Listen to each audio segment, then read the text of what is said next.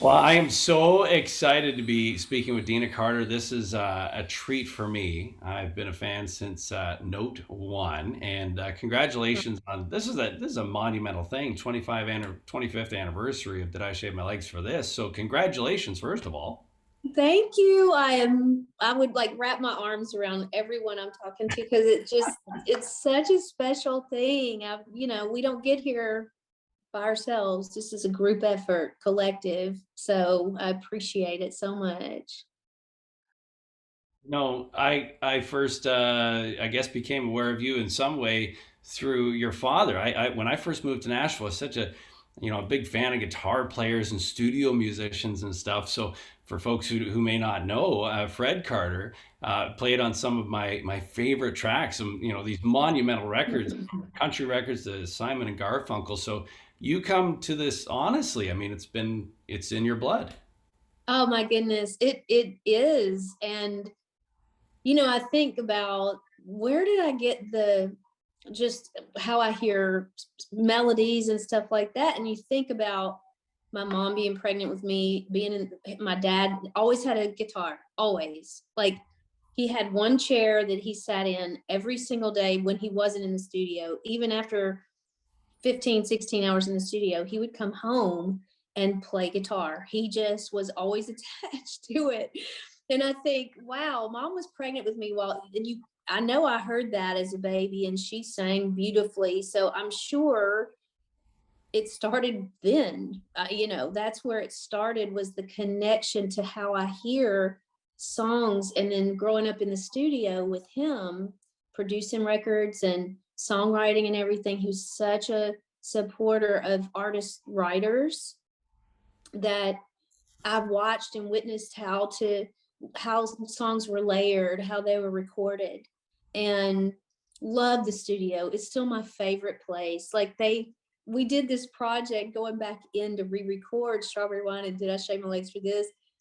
And I didn't want to leave. I'm the last person like clawing the floor. Don't make me go home, because it's such a peaceful, comforting place to be in the studio. So there is such a root system musically and creatively for me. It's not about look at me, I'm an artist. Like it's truly my life. I wouldn't know what to do without music in my life. Sure. Well, I mean, if you grew up and your father or mother were, they had an auto shop and you spent all your time in there, helping dad grab tools or whatever it is, it's just what you grew up with. So, and I Yeah. think, I don't want to get too far ahead of this, but your dad started his own record label and you've done Hmm. the same thing. So, I think obviously your father is a very big influence, your family as a whole in what you do. Absolutely. I'm very proud. My parents were amazing parents, not just in the creative realm. I mean, they encouraged us he would say, "Attaboy, girl." He always had these silly little sayings, but he was a comedian as well. But he would say, you can go do that. Like anything that anyone else does, there's no reason in the world that you can't achieve something that you want to do. You just have to figure, we're not going to do it for you. Yeah. You want the car, you got to figure out how to pay for it. Like they were tough love, but they were also so encouraging in that process that I wanted to strangle them sometimes because I wanted more help. But then I was like, you know what? If they hadn't loved me so much, they would have like made it easier for me. And I'm so glad they didn't do that. They were always there to support, to listen, to love me, but they wouldn't do it for me. And I feel like this generation could use a lot of that right now. And I don't mean to sound like a grandma, but No, I I mean, sure. it's really true. Everybody doesn't get a trophy all of the time. Like you may get one here and not get one here. Like it's an important life lesson to be willing to wait your turn, to be respectful, to work hard, all that stuff. And my parents, 50 years of marriage, they embodied that. Well, that's fantastic. And talking about, you're on the inside to some degree in Nashville, but a lot of people would think, oh, well, she must have had things handed to her within the industry. Obviously, your parents, in their parenting style, didn't just hand things to you through music. So you had to work really hard. And you'd think that, oh, at whatever age you could just become a recording artist, this sort of thing. That's not how it happened.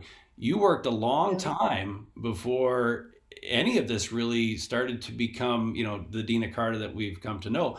And it was actually through a fella that I find myself looking more and more like these days, but it was Willie Nelson actually. He got a hold of one of your demos. So, I mean, your dad in Yeah, the circles he traveled in, I'm sure he could have just, dropped things here and there, but that's not how it happened. You had to work to get the attention of that fella. absolutely. And so Willie and my dad were writers together at Pamper, which became Sony. When they were young, new to Nashville, and they'd sit around the campfire in the writing circles and things. And I think my dad had the best stories when you get them together. I so wish we had the ability back then to document them sitting Mhm. together telling these stories. Cause I remember dad saying, yeah, I remember Willie, I was there when Willie played Hello Walls for the first time or something crazy. You're just like, what?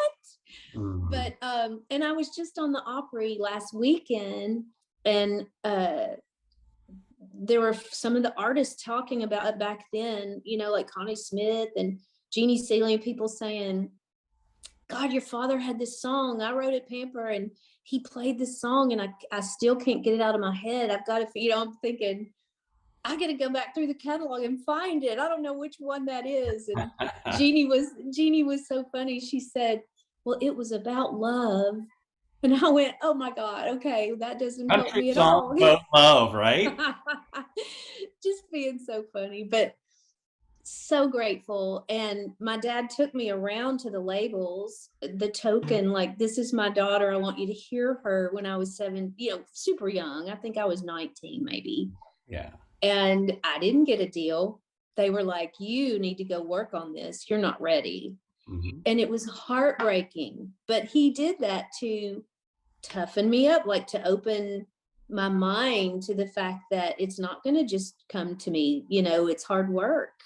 Mm. And he was there supporting me. And I think he was a little disappointed too. But it took all those years later for me to just keep putting one foot in front of the other, and him guiding me along the way. And Willie just heard my stuff through a friend and was like, what? That's Fred's little girl. And that's when he invited me to be on Farm Aid in 94, Mhm.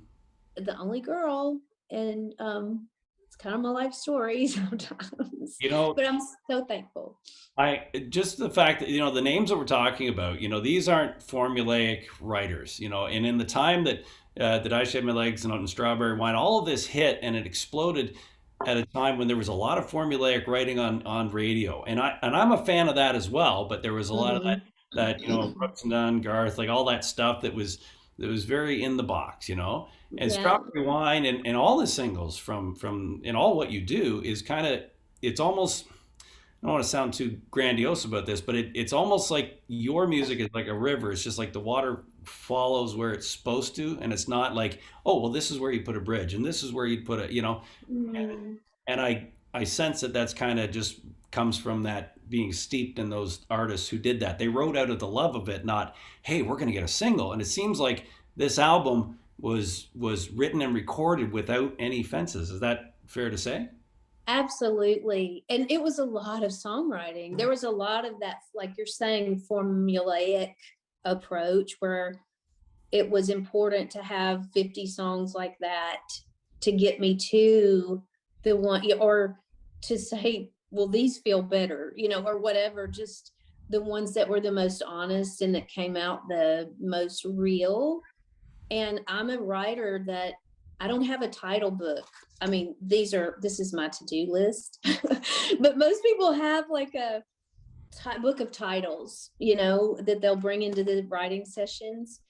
And I love that because I do think that if you can coin a phrase, then that's a golden sweet spot in our society because people will connect to it.